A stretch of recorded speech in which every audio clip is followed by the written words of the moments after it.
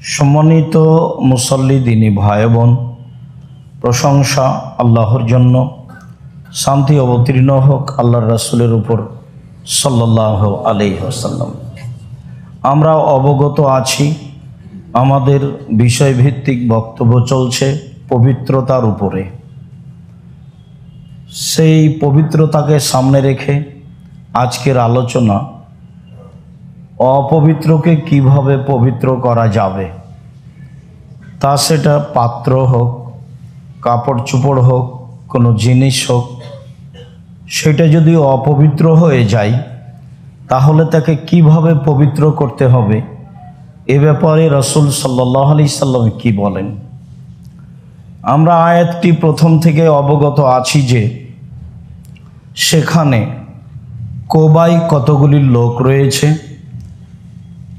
যারা পবিত্রতাকে পছন্দ করে, আর পবিত্রতা অবলম্বনকারীকে আল্লাহ তাআলা পছন্দ করেন। তাতে রাসূল সাল্লাল্লাহু আলাইহি সাল্লাম কোবাবাসীকে বলেছিলেন, আপনারা কি পবিত্রতা অর্জন করেন যে আল্লাহ আপনাদের প্রশংসা করেন?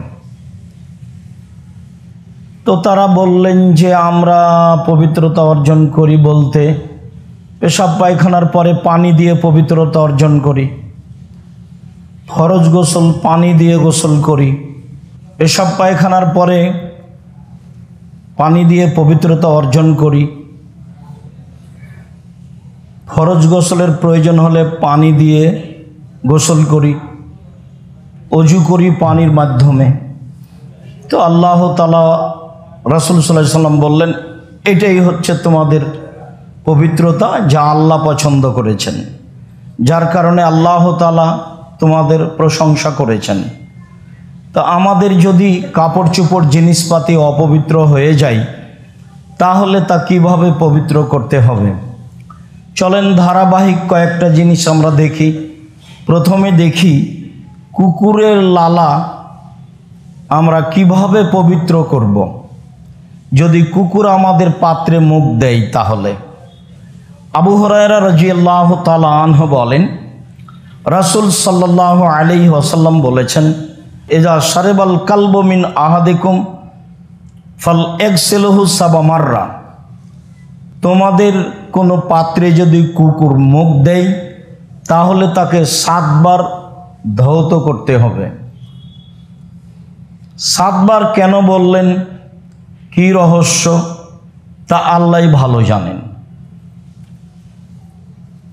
পরের হাদিসের পরে আমরা আলোচনা করি কিছু। আবু হুরায়রা রাদিয়াল্লাহু তাআলা আনহু বলেন, রাসূল সাল্লাল্লাহু আলাইহি ওয়াসাল্লাম বলেছেন, তহুর ইনায়া আহাদিকুম ইযা বালাগাল কালবু ফিহি।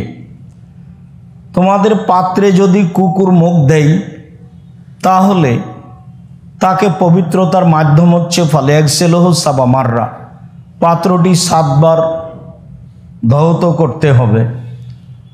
উলাহুন্না বিত্তুরাব, সাতের প্রথম হলো মাটি দিয়ে। অনেক বর্ণনা এসেছে ওখরাহুন্না বিত্তুরাব, অন্যথায় শেষের বারে হবে মাটি দিয়ে। সম্মানিত দিনী ভাই বোন, রহস্য মূলত আল্লাহ রাসূলই ভালো জানেন। মানুষ তল্লাশি চালালে কিছু হয়তো বা আঁচ করতে পারে।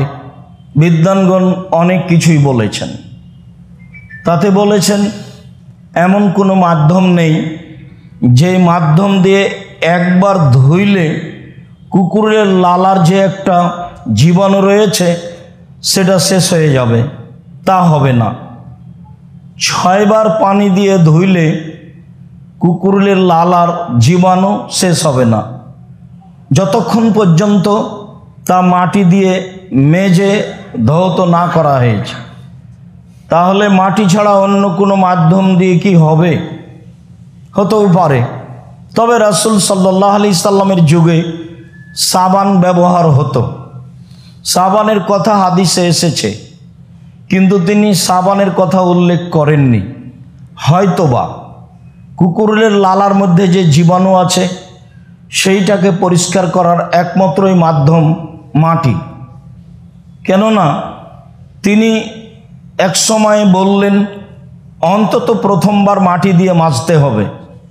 এক সময় বললেন অন্তত শেষের বার মাটি দিয়ে মাজতে হবে, 7 বারের শুরু অথবা শেষ মাটি হতে হবে বলে রাসূল সাল্লাল্লাহু আলাইহি সাল্লাম বলেছেন। অবশ্য হাত অপবিত্র হয়ে গেলে তাকে মাটিতে মেজে নিয়ে ধুয়ে নেওয়ার জন্য বলেছেন, তখনও তিনি মাটির কথাই উল্লেখ করেছেন অন্য কোনো মাধ্যম থাকলেও। আমরা রাসূল সাল্লাল্লাহু আলাইহি সাল্লামের কথা এই পর্যন্ত রেখেই বলি যে তিনি যেভাবে বলেছেন সেভাবেই মেনে নেওয়া ভালো। পৃথিবীর এক শ্রেণীর মানুষ বিদ্বানদের মাধ্যমে অবগত হয়েছেন যে 3 বার ধৌত করলেই হবে। 3 বারের কথা আল্লাহ রাসূল পাত্রের ব্যাপারে, কাপড়ের ব্যাপারে ব্যবহার করেননি। অজুর সময় তিনি হাত 3 বার ধোয়ার কথা বলেছেন, পা 3 বার, কুলি 3 বার, নাকে 3 বার পানি দেওয়ার কথা বলেছেন। তবে কাপড়ে অপবিত্রতা লেগে গেলে 3 বার ধুয়ে নিতে হবে এমন কথা মুহাম্মদ সাল্লাল্লাহু আলাইহি সাল্লাম বলেননি।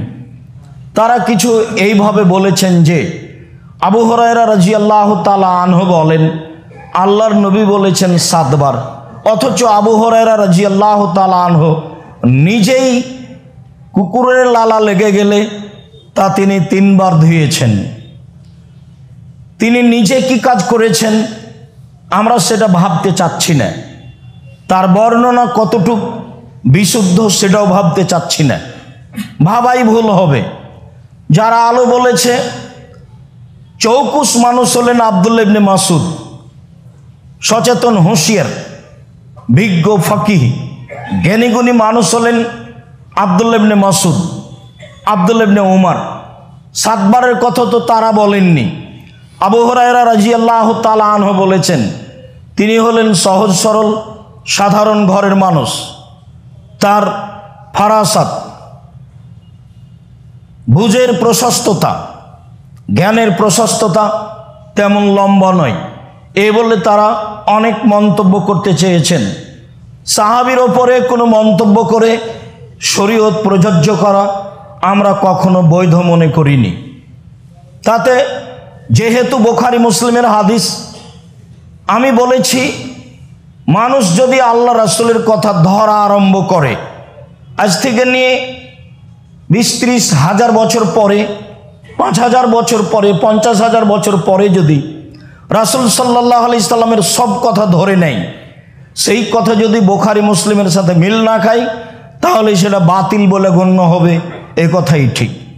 ধাঁধা দিয়ে ধরে নিল সেটাই ঠিক, চূড়ান্ত সঠিক।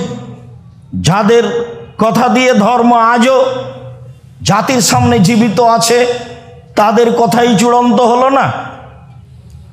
বুখারীতে যত হাদিস আছে, কোনো বর্ণনাকারী যদি বাজারে বসে চা খেয়েছেন এরকম ভদ্রতা বিরোধী কোনো কর্ম হলে সে হাদিস তিনি গ্রহণ করেননি।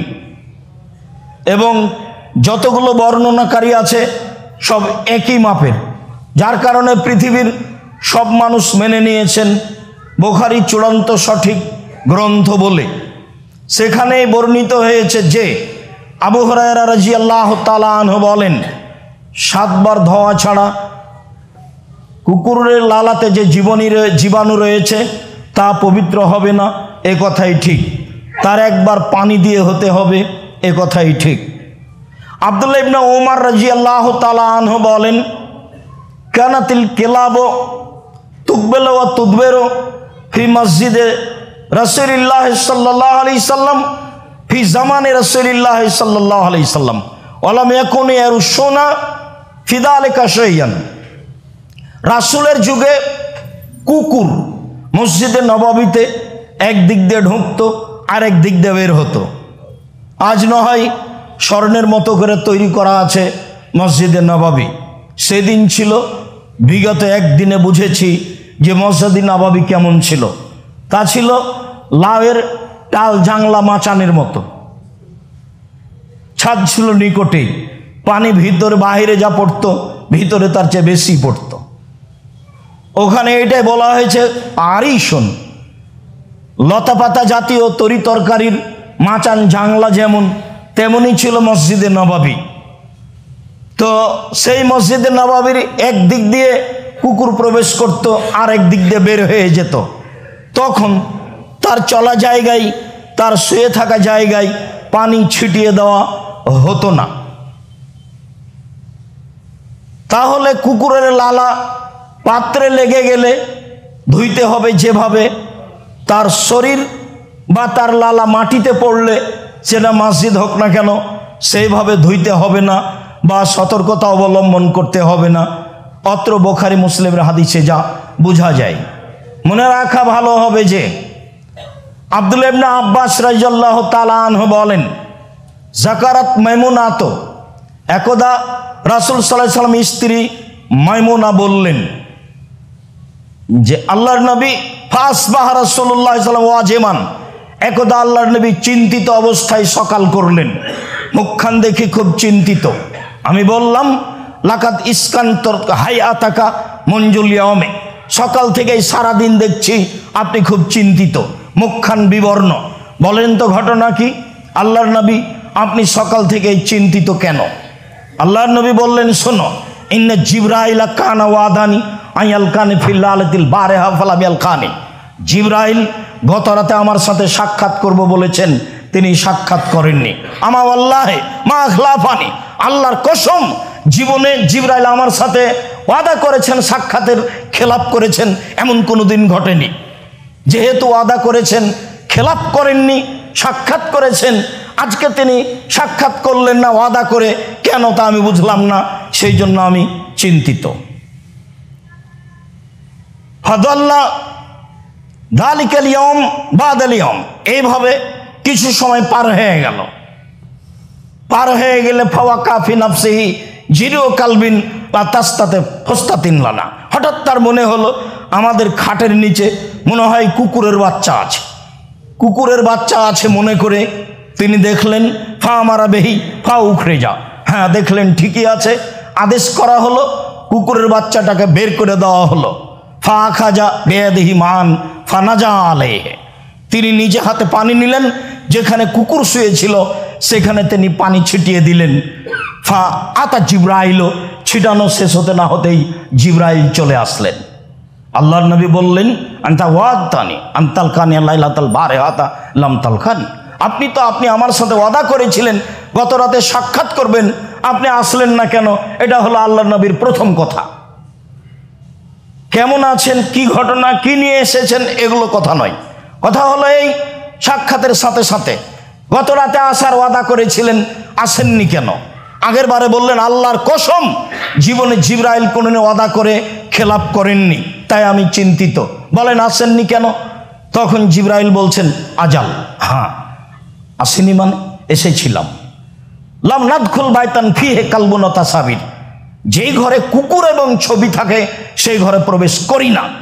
আপনার বিছানার নিচে কুকুর ছিল, সেই জন্য ফিরে গেছি, প্রবেশ করিনি। এসেছিলাম ঠিক, ফিরে গেছিও ঠিক। রাসূল সাল্লাল্লাহু আলাইহি সাল্লাম ফাতেমার বাড়িতে প্রবেশ করেননি কুকুরের কারণ, ছবির কারণে, আর জিবরাইল রাসূলের বাড়িতে প্রবেশ করেননি কুকুরের কারণে। ওমর রাদিয়াল্লাহু তাআলা আনহু ভিত্তশালী বড় নেতা খ্রিস্টান জনৈক ব্যক্তির বাড়িতে প্রবেশ করেননি মূর্তির কারণে।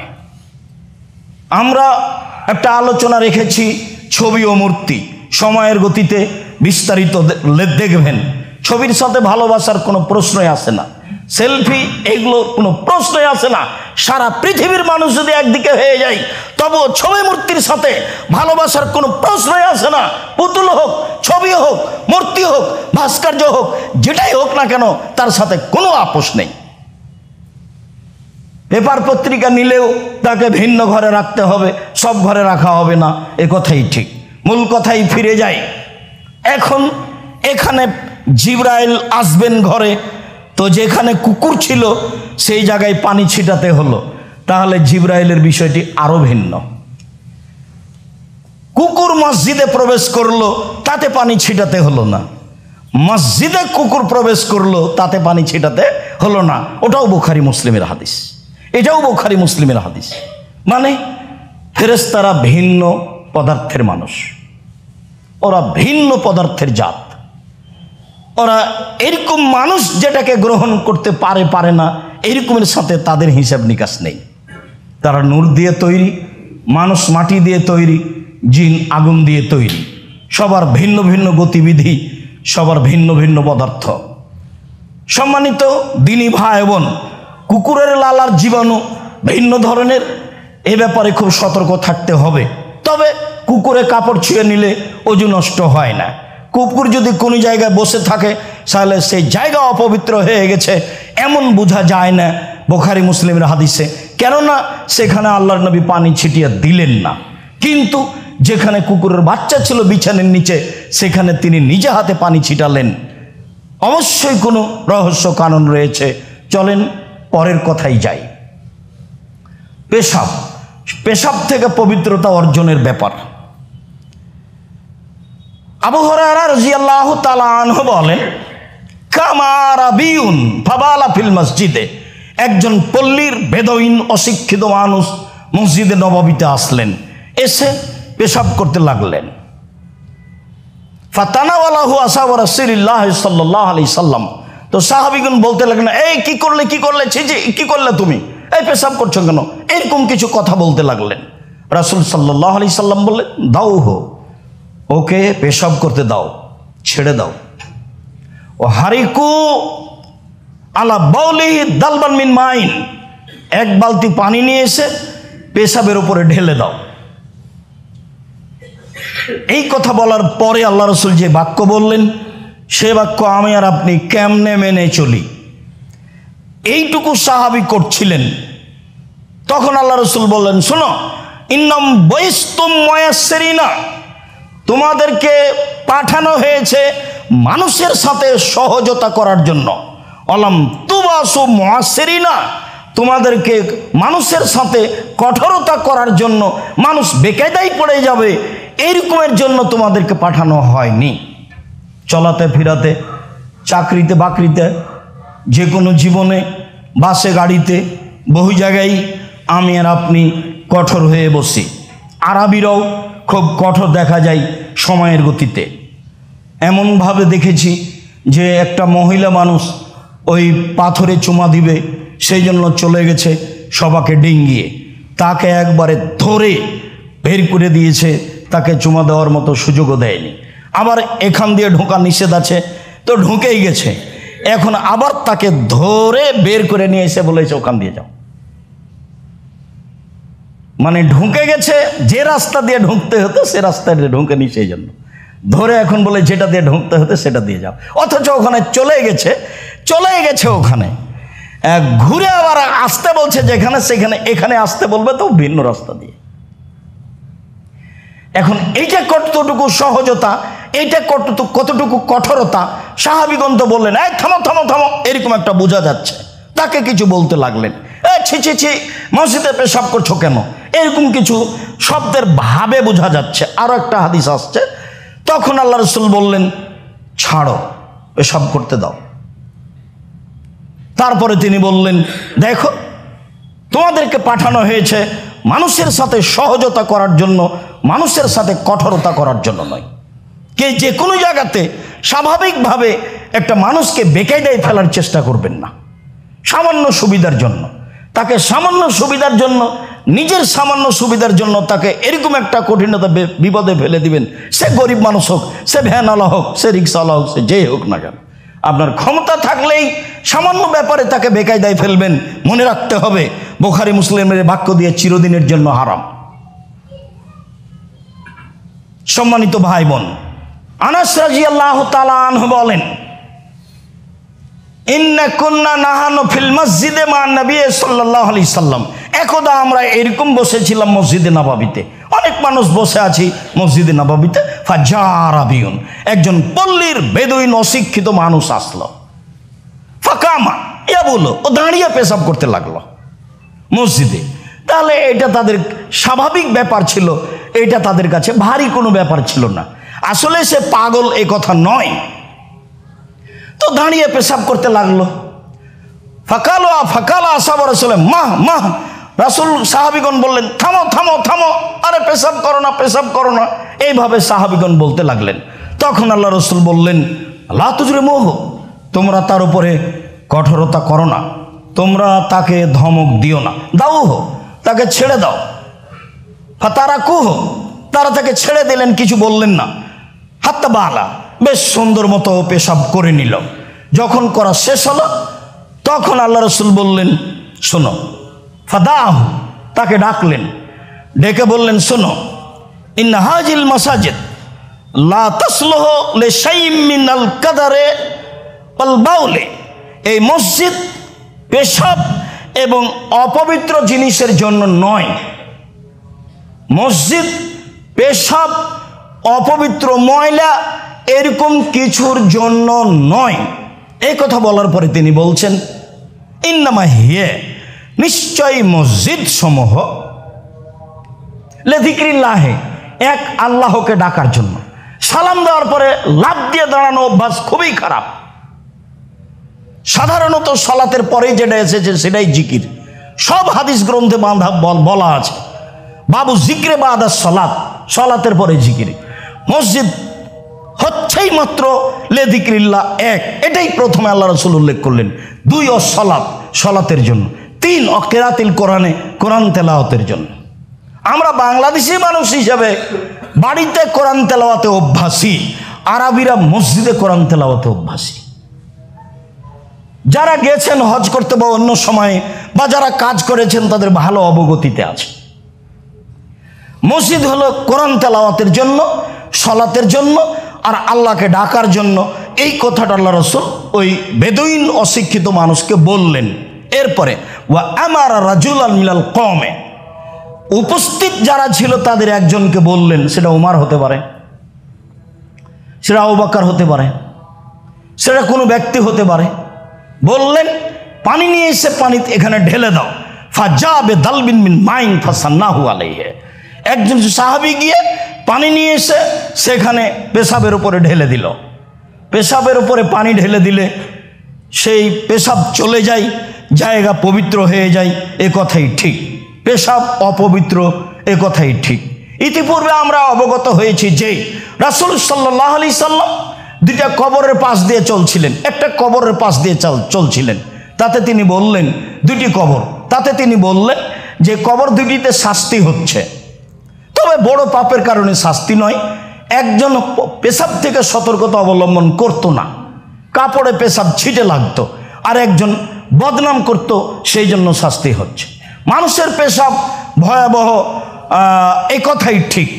মানুষের পেশাবের কারণে কবরে শাস্তি হবে, এ কথাই ঠিক। মানুষের পেশাব কাপড়ে লেগে গেলে তার পবিত্রকরণ বিষয়টি অতীব জরুরি, এ কথাই ঠিক। চলেন এখানের লম্বা কথা না বলি। কায়েস ইবনে সাবিত রাদিয়াল্লাহু তাআলা আনহা আতাত বিইবনিল্লাহ সাগীরিন, একজন মহিলা একটা ছোট বাচ্চা নিয়ে রাসূলের কাছে আসলেন। ওয়ালাম ইয়াকুল, বাচ্চা তখনও খেতে শিখেনি। ফাআজলাসাহু রাসূলুল্লাহ সাল্লাল্লাহু আলাইহি ওয়াসাল্লাম ফি হিজরিহি, আল্লাহ রাসূল নিজে বাচ্চাটাকে কোলে নিলেন। বাচ্চা আশেপাশে থাকলে বড় মানুষ বাচ্চাকে কোলে নিবে, এ কথাই ঠিক। বাচ্চাকে কোলে নিলেন। ফাবালা আলা সাওবিহি, বাচ্চা তার কাপড়ে পেশাব করে দিল, আল্লাহ রাসূলের কাপড়ে পেশাব করে দিল। আল্লাহ রাসূল গায়েবের খবর জানেন না, এদিন বাচ্চা পেশাব করবে তার জানা নেই, বাচ্চা পেশাব করে দিল। ফাদাবে বাইন, তিনি পানি নিয়ে ডাকলেন। ফানাজাহু, উপরে পানি ছিটিয়ে দিয়ে পবিত্র হয়ে গেল, পানি ছিটিয়ে দেওয়াতেই পবিত্র হয়ে গেল। বাচ্চাটি ছেলে বাচ্চা ছিল। পরের হাদিসে যাই।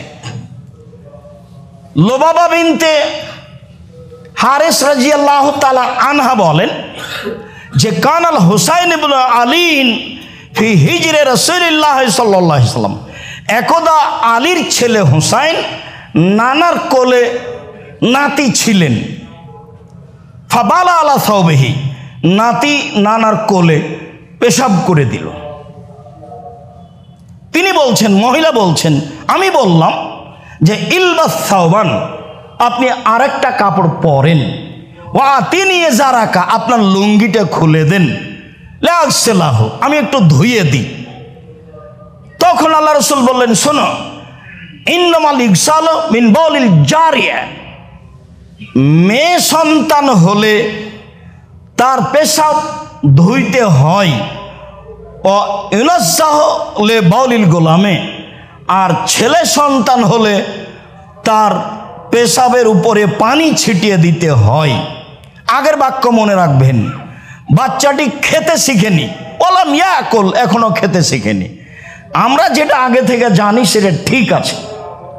উল্লেখ্য যে পৃথিবীর ভারত, বাংলাদেশ, পাকিস্তানের প্রায়ই মানুষ, শতকরা 95 জন যারা মুসলিম হিসাবে, তাদের জোরালো কথা যে ছেলে হোক মেয়ে হোক, কাপড়ে পেশাব করলে তাকে ধুয়ে ফেলতে হবে। আর বুখারী মুসলিমের হাদিস পরে আর একটা এসেছে, রাসূল সাল্লাল্লাহু আলাইহি সাল্লাম বলছেন, ইন্নামা ইউগসালু মিন বাউলিল জারিয়া, নিশ্চয় মেয়ের পেশাব ধুয়ে দিতে হবে। তারপরে বলছেন, ওয়া ইউরাসসু মিন বাউলিল গোলামে, আর ছেলের পেশাবে পানি ছিটিয়ে দিতে হবে। সব সহিহ হাদিস, একাধিক। এরপরেও যেভাবে ধর্ম মানা হয়, ধর্ম মানার গতিতে ভারত, বাংলাদেশ, পাকিস্তানের শতকরা 95 জন মানুষ বিদ্বানদের মুখে যা শুনে থাকেন তা হলো এই যে ছেলে মেয়ের পেশাব সমান, উভয় ধুয়ে দিতে হবে। রাসূল সাল্লাল্লাহু আলাইহি সাল্লাম যা বলেছেন তাতে ছেলে মেয়ের পেশাব সমান নয়। খেতে শিখার পূর্ব পর্যন্ত, ছেলে সন্তান খাওয়ার পূর্ব পর্যন্ত তার পেশাবে পানি ছিটিয়ে দিতে হবে।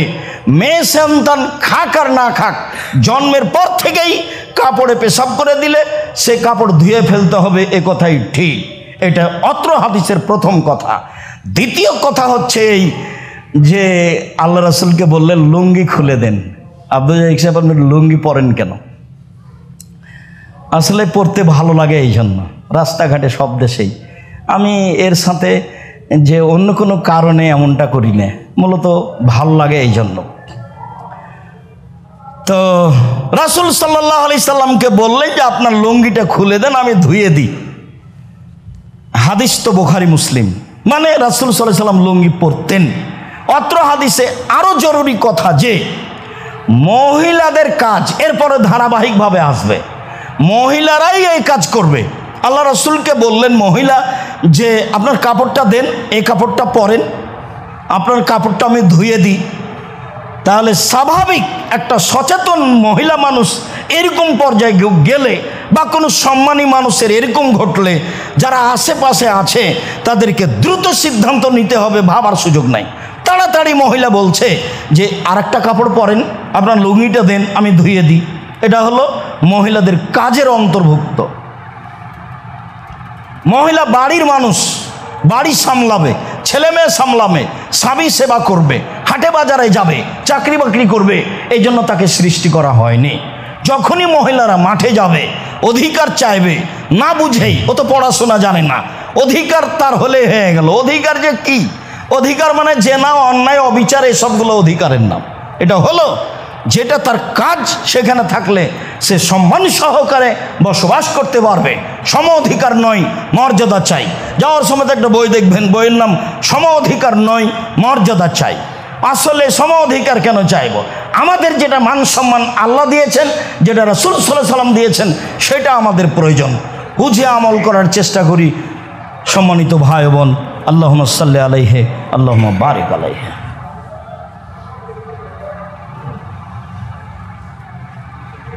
আলহামদুলিল্লাহ ওয়াহদা, ওয়াসসালাতু ওয়াসসালামু আলা মান লা নাবিয়্যা বাদা। আবু হুরায়রা রাদিয়াল্লাহু তাআলা আনহু বলেন, রাসূল সাল্লাল্লাহু আলাইহি ওয়াসাল্লাম বলছেন, আবু হুরায়রা রাদিয়াল্লাহু তাআলা আনহু বলেন, অন্য এক বর্ণনায় এসেছে সুলাইমান ইবনে ইয়াসির রাদিয়াল্লাহু তাআলা আনহু বলেন, আমি আল্লাহর নবীকে আয়েশা রাদিয়াল্লাহু তাআলা আনহাকে জিজ্ঞাসা করলাম, আনিল মানিয়ে ইসিবুস সাওবা। আয়েশা রাদিয়াল্লাহু তাআলা আনহা, আপনি একটু বলেন তো, শুক্রকীট বীর্য যদি কাপড়ে লেগে যায় তাহলে কি করতে হবে? জিজ্ঞাসা করছেন পুরুষ মানুষ, জিজ্ঞাসা করছেন মহিলা মানুষ আয়েশা রাদিয়াল্লাহু তাআলা আনহাকে। এটা হলো জিজ্ঞাসা। তখন আয়েশা রাদিয়াল্লাহু তাআলা আনহা বলেন, কুনতু আগসেলহু মিন সাবে রাসূলিল্লাহ সাল্লাল্লাহু আলাইহি ওয়াসাল্লাম, আমি শুক্রকীট রাসূলের লুঙ্গি থেকে ধুয়ে দিতাম। সুম্মা আখরাজাল আল মসজিদ, তারপর তিনি ওটা পরে মসজিদে যেতেন। অল আসার ফি সাওবিহি, আমি যে ধুয়ে দিয়েছি, যে জায়গাটাতে বীর্য লেগেছিল ওই জায়গাটা যে আমি ধুয়ে দিয়েছি, তো এখন কাপড়টা পরে যাচ্ছে, তো দূর থেকে দেখা যাচ্ছে ওই যে ওই জায়গাটা ধুয়ে দিয়েছি, তার মানে পানিতে ভিজা আছে, আঁচ করা যাচ্ছে। সম্পূর্ণ কাপড় ধুয়ে ফেলতে হবে এ কথা নয়, এগুলো সব শিরকের অন্তর্ভুক্ত। একেবারে বিছানা ধুয়ে ফেলতে হবে, বিছানায় নাকি বাদ পড়ে গেছে, চাদর কাঁথা বালিশ যা ছিল সব, এগুলো সব শিরকি আকীদা। এটা হিন্দুদের দেশ ছিল এক সময়, যার কারণে বহু নিয়ম নীতি মুসলমান হওয়ার পরেও হিন্দুদের নীতি আমাদের মাঝে চালু আছে। আয়েশা রাদিয়াল্লাহু তাআলা আনহা বলেন, আমি নিজে হাতে রাসূলের ওই কাপড়টা ধুয়ে দিলাম, এবার তিনি কাপড় পরেই মসজিদে যাচ্ছেন, চাদর ওই যে দেখছি যে ধোয়ার চিহ্নটা লেগে আছে। মহিলা মানুষ তার পারিবারিক বিষয়টি কন্ট্রোল করবে, এ কথাই ঠিক। এ হাদিসও বুখারী মুসলিমের। আয়েশা রাদিয়াল্লাহু তাআলা আনহা বলেন, কুনতু আফরগু আল মানিয়া মিন সাওবি রাসূলিল্লাহ সাল্লাল্লাহু আলাইহি সাল্লাম, আমি আল্লাহ রসুলের কাপড়ে লুঙ্গিতে শুক্রকীট লেগে গেলে নখ দিয়ে খুঁটরিয়ে ফেলে নখ দিয়ে এভাবে ডলা দিয়ে ছেড়ে দিতাম। সুমাইয়া সিলফিহে, তারপরে তিনি তাতে সালাত আদায় করতেন। উল্লেখ্য যে যদি যে কোনো অপবিত্র কাপড়ে লেগে গিয়ে যদি শুকিয়ে যায় তাহলে আর ধোয়া লাগবে না, আর যদি সেটা ভিজা থাকে তাহলে ধোয়া লাগবে। বাচ্চা প্যানে পেশাব করে দিয়েছে, হাতে হাতে ধুইতে হতো, গন্ধ থেকে যাবে না ধুইলে। যদি না ধোয় শুকিয়ে যায় তাহলে আর ধোয়া লাগবে না, সেই কাপড় পরে সালাত আদায় করতে পারবে। মহিলা মানুষের কাপড়ে বাচ্চা পেশাব করে দিয়েছে, তখনই ধুয়ে ফেলতে হবে, নইলে গন্ধ আছে। যদি না ধোয় থেকে যায় তাহলে সেই শাড়িতে সালাত আদায় করতে পারবে, কোনো সমস্যা নেই। রাসূল সাল্লাল্লাহু আলাইহি সাল্লামের কাপড়ে শুক্র বীর্য লেগে যেত, শুকিয়ে যেত, আমি হাত দিয়ে ডলে দিতাম, ছিলে দিতাম, সরিয়ে দিতাম, তিনি সেই কাপড়ে সালাত আদায় করতেন। সম্মানিত দিনী ভাই বোন, বিষয়টি আমাদের জন্য অতীব জরুরি। দিন রাত ছেলে মেয়ে নিয়ে, আহাল পরিবার নিয়ে, পেশাব পায়খানা নিয়ে খুব ভালোভাবে মনে থাকে যেন অপবিত্র ধুয়ে পরিষ্কার করতে হবে, এ কথাই ঠিক। আজকের আলোচনা অপবিত্রকে পবিত্রকরণ কিভাবে করা যায় তার ধারাবাহিকভাবে আসছে। এখন আমরা শুক্রকীটে আছি, এই দিয়ে আমরা বলছি যে কোনো অপবিত্র কিছু লেগে গেলে যদি ভিজা থাকে ধুয়ে দিতে হবে, যদি শুকিয়ে যায় কোনো ময়লা লেগে থাকলে সরিয়ে দিতে হবে, অন্যথায় সে পবিত্রতার অন্তর্ভুক্ত, অন্যথায় তা পবিত্রতার অন্তর্ভুক্ত। এ নিয়ে আর দুশ্চিন্তা ভোগ করতে হবে না, কী যে হয় কী যে হলো, কী যে হয় কী যে হলো, এরকম কোনো হিসাবে এখানে রাখতে হবে না। তারপরের চলেন যাই ঋতু, হায়েজের রক্ত। আসমা বিনতে আবি বকর রাদিয়াল্লাহু তাআলা আনহা বলেন, কালাত ইমরাতুন, একজন মহিলা আল্লাহ রাসূলকে বলছে, আল্লাহর নবী, আর আইতা এহদানা এজা আসাবা সাওবাহা দাম মিনাল হাইজে, আমাদের কাপড়ে যদি ঋতুর রক্ত লেগে যায় কাইফা তাসনাও, তাহলে আমরা কি করব? মহিলা কি করতে পারে? আমাদের কাপড়ে যদি ঋতুর রক্ত লেগে যায় তাহলে আমরা কি করতে পারি, আমরা কি করব? তখন রাসূল সাল্লাল্লাহু আলাইহি ওয়াসাল্লাম বলছেন, এদা আসাবা সাওবা এহদা কুন্না আল দাম মিনাল হাইজে, তোমাদের কাপড়ে যদি কারো ঋতুর রক্ত লেগে যায়, তোমাদের কাপড়ে যদি কারো ঋতুর রক্ত লেগে যায়, ফাল তাকরেসহু, সেজন্য নখ দিয়ে খুঁটে খুঁটে তা সরিয়ে দেয়। সুম্মাল তানজেহু, তারপরে পানি তার উপরে ছিটিয়ে দেয়। সুম্মাল তুসাল্লি ফিহে, তারপরে সেই কাপড়েই সালাত আদায় করবে। তাহলে আগের আলোচনা আবার ফিরিয়ে নিয়ে আসতে হবে। যদি ঋতুর রক্ত লেগে থাকে, কাঁচা হয়ে থাকে, শুকিয়ে না যায়, ভিজা দেখা যায়, তাহলে তা ধুইতে হবে। তখন ধোয়াটা হলো আঙ্গুল দিয়ে ভালো করে করে ডলে ধুইতে হবে। আর যখন শুকিয়ে গেছে তখন আঙ্গুল দিয়ে ডলে দিতে হবে, তারপরে পানি ছিটিয়ে দিতে হবে, তারপরে তাতে সালাত আদায় করে নিতে হবে। তবে ঋতুর রক্ত অপবিত্র, এ কথাই ঠিক। ধারাবাহিকভাবে যা চলছে সবই অপবিত্র, এ কথাই ঠিক। সম্মানিত দিনী ভাই বোন, মহিলাদের ঋতু রক্তের ব্যাপারে রাসূল সাল্লাল্লাহু আলাইহি সাল্লাম এভাবে বললেন, যদি শুকিয়ে যায় তাহলে নখ দিয়ে ডলে দিবে, তাতে সালাত আদায় করবে, কোনো সমস্যা নেই। যদি ভিজা থাকে তাহলে তা ভালো করে ধুয়ে ফেলতে হবে, তারপরে তাতে সালাত আদায় করবে, কোনো সমস্যা নেই। তবে পবিত্রতার মাধ্যমে হচ্ছে এটাই। যেহেতু আমাদের দেশে আমরা চামড়ার কাজ করি না, প্রথম বৈঠক হয়েছে কি? যেহেতু আমরা চামড়ার কাজ করি না, কাজে এটা বুঝি না। তবে চামড়ার বিষয়েও রাসূল সাল্লাল্লাহু আলাইহি সাল্লাম বলছেন এভাবে। আব্দুল্লাহ ইবনে আব্বাস রাদিয়াল্লাহু তাআলা আনহু বলেন, এজা দবেগাল জলুদ ফাকাত তাহর, যখনই চামড়াকে পাকা করা হবে, দেবাগাত দেওয়া হবে, তখন তা পবিত্র। 1 2 আব্দুল্লাহ ইবনে আব্বাস রাদিয়াল্লাহু তাআলা আনহু বলেন, তুসুদ্দেকা আলা জারিয়াতে মাইমুনাতা শাতান ফামাতাত, একদা মাইমুনার দাসীকে একটা ছাগলের বাচ্চা কেউ সাদকা করেছিল, তখন সেটা মারা যায়। ফা মাররা বিহা আলা রাসূলিল্লাহ সাল্লাল্লাহু আলাইহি সাল্লাম, তো সাহাবীরা তাকে টেনে নিয়ে যাচ্ছেন, বাইরে ফেলে দিবেন সেই জন্য। তখন আল্লাহ রাসূল বলছেন, হাল্লা তাদখুলু ইহাবাহা, তোমরা তোমার চামড়াটা খালিয়ে নিচ্ছ না কেন? ফাদাবাগতুমুহু ফান্তাফাতুম বিহি, তোমরা সেটাকে পাকা করে নিবা, তারপরে সেটাতে উপকৃত হবা। তখন সাহাবীগণ বলছেন, ইন্না হাজিহি মাইতা, আল্লাহ রাসূল তো মারা গেছে, এটা তো মরা প্রাণী, এর চামড়া কি করে নিব? তখন আল্লাহ রাসূল বলছেন যে হুররিমা আকলুহা, এটা খাওয়া হারাম, তার চামড়া বৈধ। যদিও আমাদের দেশে মানুষ বলে যে এত বড় গরুটাই মারা গেল, সেটাই সহ্য হবে আর চামড়াটাই সহ্য হবে না, বা চামড়া খুলে নিলে আরও 5 জন খারাপ দৃষ্টিতে দেখবে যে অবাক মানুষ, মরা গরুটাকে খালিয়ে চামড়া নিয়ে নিল। রাসূল সাল্লাল্লাহু আলাইহি সাল্লাম এভাবে বলছেন। মাইমুনা রাদিয়াল্লাহু তাআলা আনহা বলেন, মারা রিজালুন মিন কুরাইশিন, কুরাইশের কিছু লোক রাসূলের সামনে দিয়ে যাচ্ছিলেন, এজুরু সাতান কাল হেমারে, ওরা একটা ছাগল টেনে নিয়ে যাচ্ছিল, গাধা মারা গেলে যেভাবে টেনে নিয়ে যায়, তো আল্লাহ রাসূলের সামনে দিয়ে টেনে নিয়ে যাচ্ছে। তো আল্লাহ রাসূল বলছেন যে কি ব্যাপার, তোমরা এভাবে টেনে নিয়ে যাচ্ছ কেন? তোমরা ওর চামড়া খালিয়ে নাও, তা দিয়ে তোমরা উপকৃত হবে। তখন সাহাবীগণ বলছেন, এ মারা গেছে।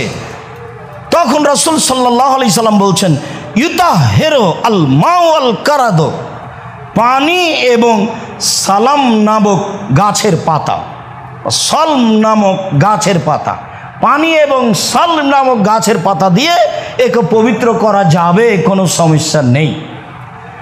রাসূল সাল্লাল্লাহু আলাইহি সাল্লামের স্ত্রী সাউদা রাদিয়াল্লাহু তাআলা আনহা বলেন, কানাত লানা শাতুন, আমাদের একটা ছাগল ছিল, ফামাতাত, সাউদা বলছেন আল্লাহ রাসূলের স্ত্রী, আমাদের একটা ছাগল ছিল, ছাগলটি মারা গেল, ফাদাবাগনা মাসকাহা, আমরা তার চামড়াটা পাকা করলাম। মানে মহিলা মানুষ নিজে বলছে, আমরা তার চামড়াটা পাকা করলাম। আমাদের দেশে এই কাজ মহিলারা তো বহুদূরের কথা, পুরুষই করে না। সাউদা রাদিয়াল্লাহু তাআলা আনহা বলেন, এটা আমরা পাকা করলাম, পাকা করার পরে মা জিলনা নানবেজু ফিহা তাশরাশান্নান, এতে আমরা খেজুর ভিজাতে লাগলাম। তাহলে চামড়া পাকা হয়ে গেলে তাতে পানি থাকলে কোনো সমস্যা নেই, সমস্যা নেই, কথাই ঠিক। তাতে আমরা খেজুর ভিজাতে লাগলাম, পানি দিয়ে খেজুর ভিজে রাখি, রাখতে রাখতে রাখতে সান্নান, এটা কালো হয়ে গেল, বেশ মজবুত হয়ে গেল, চলছে কতদিন থেকে আছে। মাইমুনা রাদিয়াল্লাহু তাআলা আনহা বলেন, রাসূল সাল্লাল্লাহু আলাইহি সাল্লাম জা মিন গাজওয়াতে তাবুকা ইলা আহলি বাইতিন, তাবুকের যুদ্ধে গিয়ে, যুদ্ধ শেষে একটা অমুসলিম বাড়িতে গেলেন, একটা অমুসলিম বাড়িতে গিয়ে ফায়জা, হঠাৎ দেখলেন যে শান্নুন মুআল্লাকাতুন, একটা মশক পানি ভর্তি ঝুলন্ত আছে। ফাসাল আল মা, দেখে তিনি পানি চাইলেন। ওরা কিন্তু অমুসলিম। আল্লাহ রসুল দেখে পানি চাইলেন। তারা বলল, আল্লাহ রসুল এ তো মরা প্রাণী দিয়ে এটা বানানো আছে। তখন আল্লাহ রসুল বললেন, এদা ধোবেগা ফাঁকা তাহরা, যখন তাকে পাকা করা হয় তখন তা পবিত্র হয়ে যায়। তাহলে চামড়া যদি পাকা করা হয় সেটা পবিত্র হয়ে যায়, তখন তাতে অপবিত্রতার আর কিছু থাকে না। চলেন এবার জুতা স্যান্ডেলে যদি পেশাব পায়খানা ময়লা কিছু লেগে যায় তাহলে কি হবে? আবু হুরায়রা রাদিয়াল্লাহু তাআলা আনহু বলেন যে রাসূল সাল্লাল্লাহু আলাইহি সাল্লামের যুগে ওয়াতেনা আলাল আদা, রাসূলের যুগে আমাদের জুতা স্যান্ডেলে ময়লা লাগতো, পেশাব পায়খানা লাগতো। আল্লাহ রাসূল বলছেন, ইন্না তোরাবা ইতাহিরুলাহু, নিশ্চয় মাটি তাকে পবিত্র করে দিবে। আমার জুতাতে যে ময়লা লেগেছে, আমি যখন হাঁটতে থাকবো তখন পবিত্র মাটির ওপর দিয়ে হাঁটলে এই অপবিত্র জুতা থেকে সরে যাবে। এই কথা মুহাম্মদ সাল্লাল্লাহু আলাইহি সাল্লাম বলেন। তাহলে পানি দিয়েও পবিত্রতা অর্জন করা যায়, মাটি দিয়েও পবিত্রতা অর্জন করা যায়। এই যে এ হাদিসে স্পষ্ট বোঝা যায় জুতা স্যান্ডেল অপবিত্র হয়। তা আমি যে কোনো পদ্ধতিতে পবিত্র করতে পারি, তবে জুতা স্যান্ডেল পায়ে দিয়ে চললে তাতে কোনো সমস্যা নেই, সেটা পবিত্র হয়ে যায়।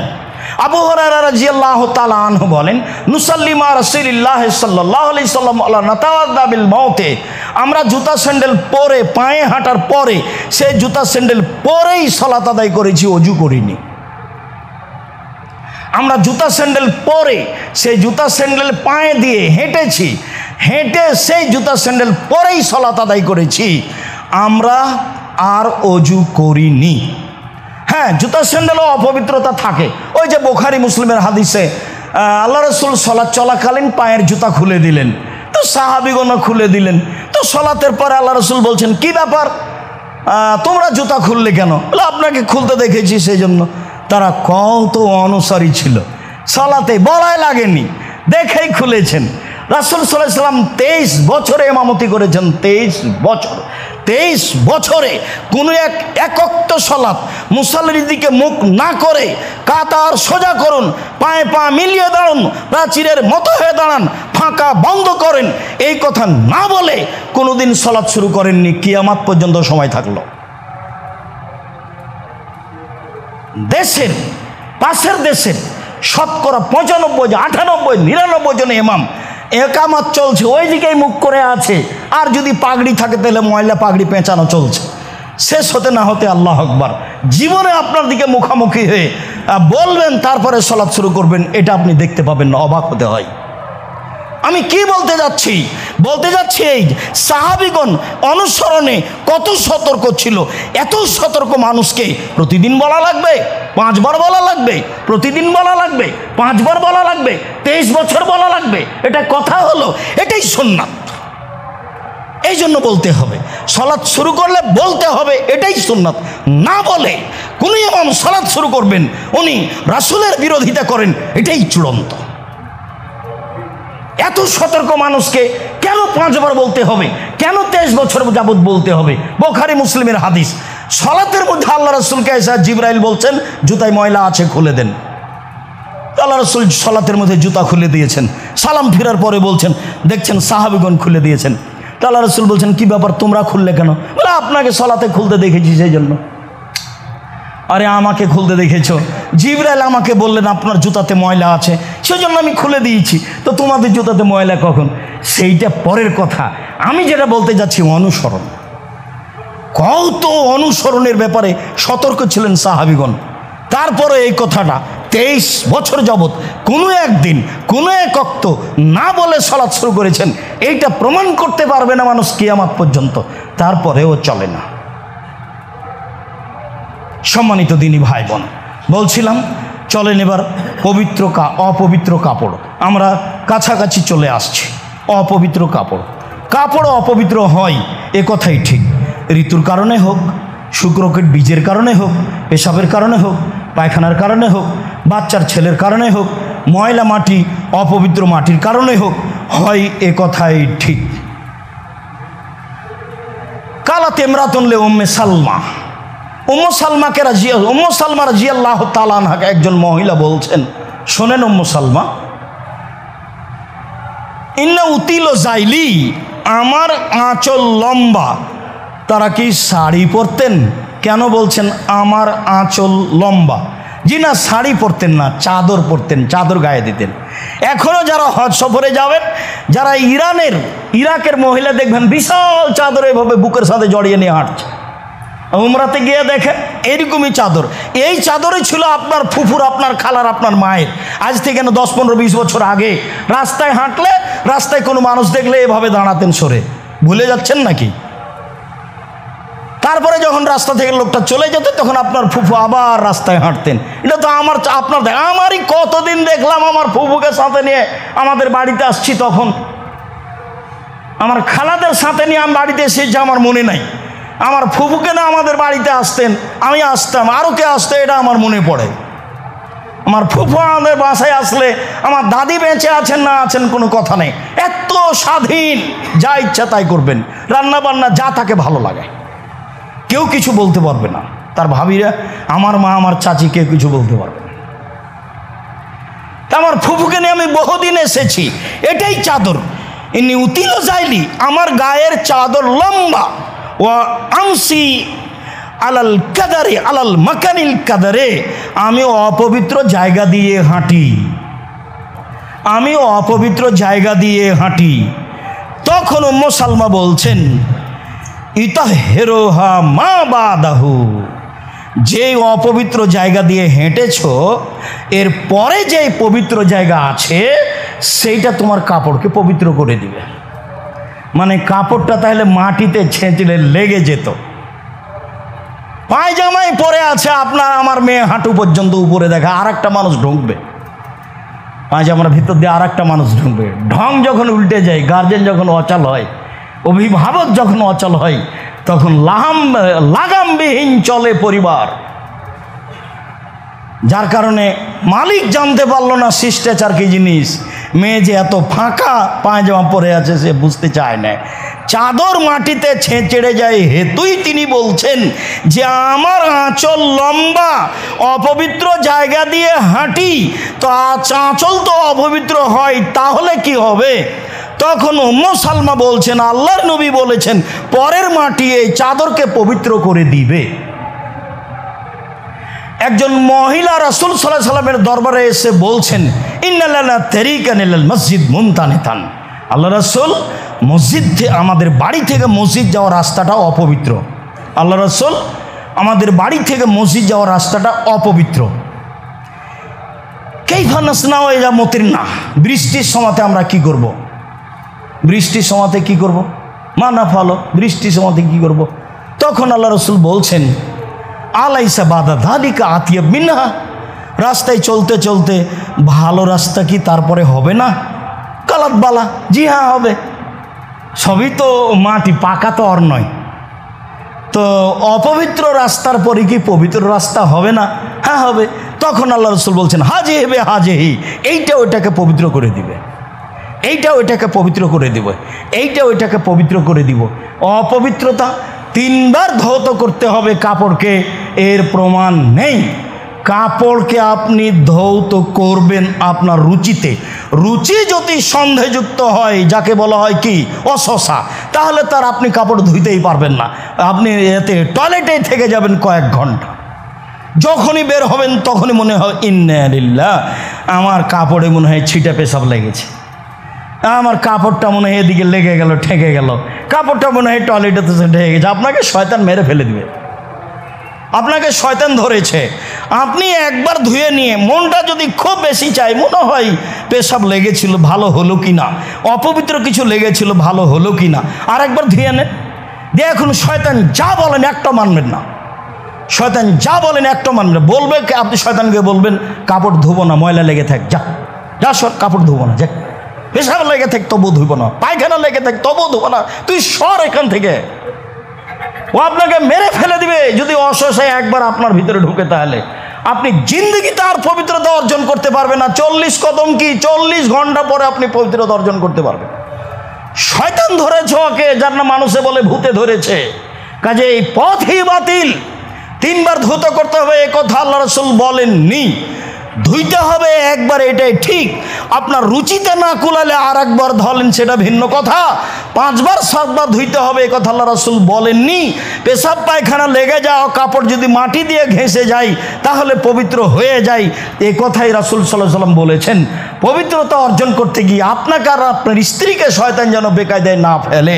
আপনার ছেলের পেশাবে, আপনার মেয়ের পেশাবে, পেশাব পায়খানার দুর্গন্ধে এগুলো যেন আপনাকে বেকায়দায় না ফেলে। অতীব জরুরি আলোচনা ছিল আমাদের।